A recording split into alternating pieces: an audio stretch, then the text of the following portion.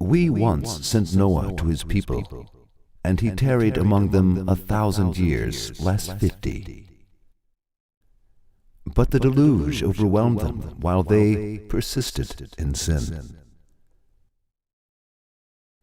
But we saved him and the companions of the ark, and we made the ark a sign for all peoples. These and other verses of the Qur'an inform us about a great flood that took place on the earth. This was such a great flood that it covered a major proportion of the earth's surface and destroyed a civilization. So then, what do scientists say about the news that the Qur'an informs? Do they also accept the existence of such a flood? What are the views of science and scientists concerning this issue? Now let us see how this flood, which has been informed by the Qur'an, is proved by scientists.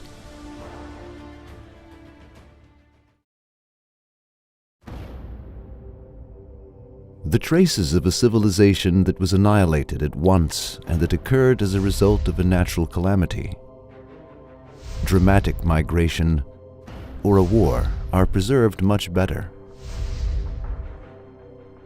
For in such calamities, the houses in which humans live and the tools that they use are buried into the soil in a short time and thus preserved without being touched for a long time. And upon being brought to light, important information is acquired about their past lives. Many proofs about the flood of Noah are brought to light through this way.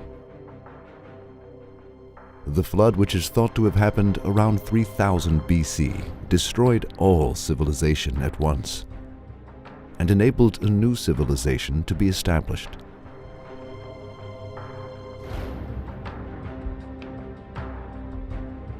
So, clear proofs of the flood have been preserved for thousands of years for us to take lessons from.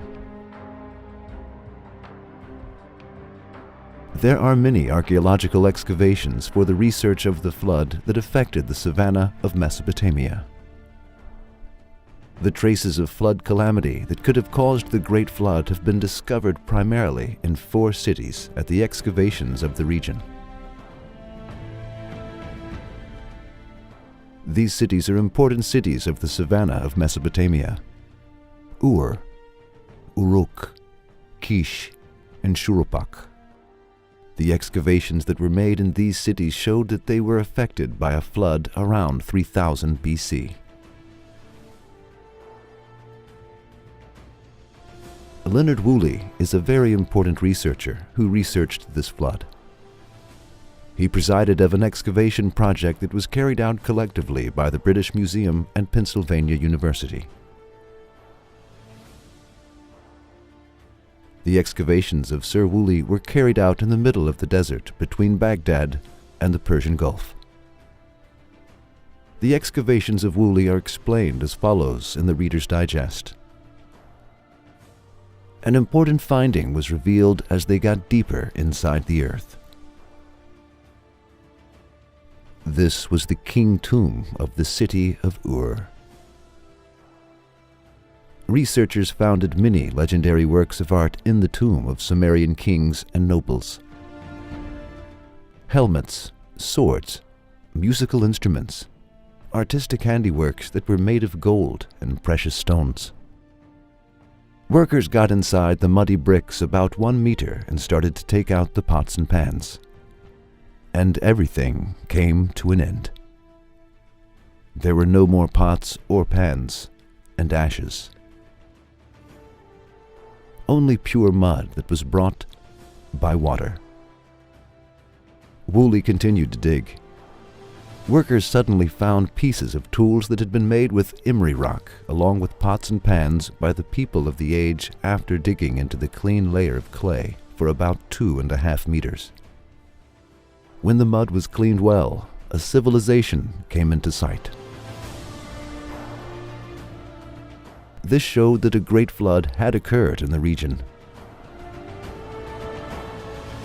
Besides, the microscopic analysis showed that a thick layer of clean clay was dumped into the region by a great flood that was enough to destroy the old Sumerian civilization.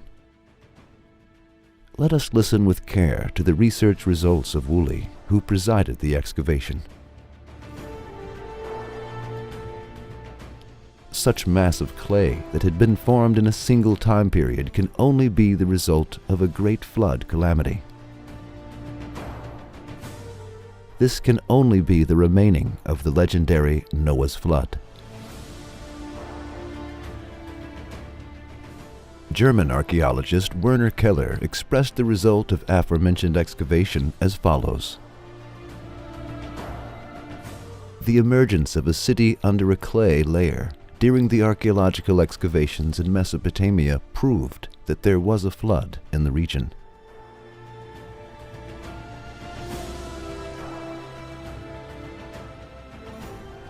Now, let us see how the legendary flood, which is mentioned by scientists, had been informed by the Qur'an 1,400 years ago.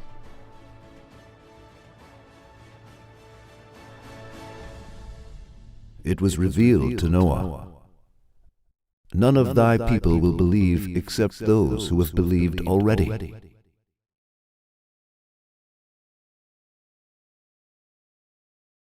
So grieve no longer over their evil deeds, but construct an ark under our eyes and our inspiration.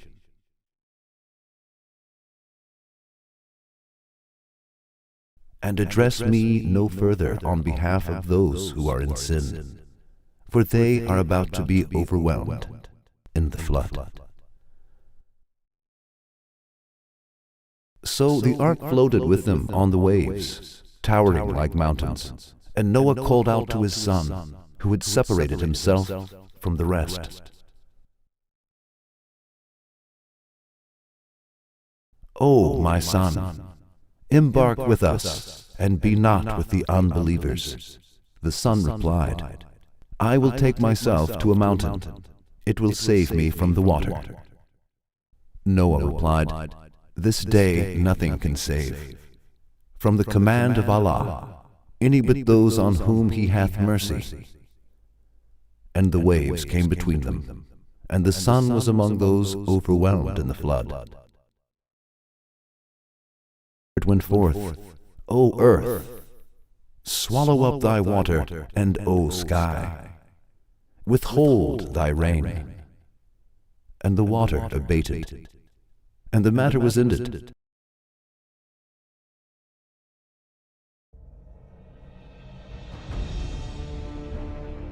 Then, what does the coherence of the news of the Qur'an and the investigations of scientists mean? How do people who deny the Qur'an to be a word of Allah explain the news of the Qur'an about this flood 1,400 years ago? Is it possible for a person to inform about the flood like an eyewitness that took place thousands of years ago by himself?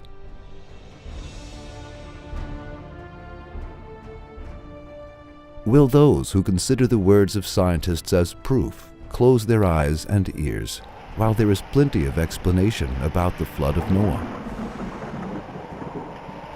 Yes. Science and scientists reapproved the Qur'an and reaffirmed the trueness of the news of the Qur'an. Now we want to complete this proof by asking the following question. Imagine an illiterate person who did not know how to read and write, informing us about a flood that took place thousands of years as an eyewitness by depending on a book that had been sent to him. And then this news being proved by all historians and archaeologists after ages as a result of scientific researches. Then, could we doubt that this person is the prophet of Allah? and the book he has is the decree of him.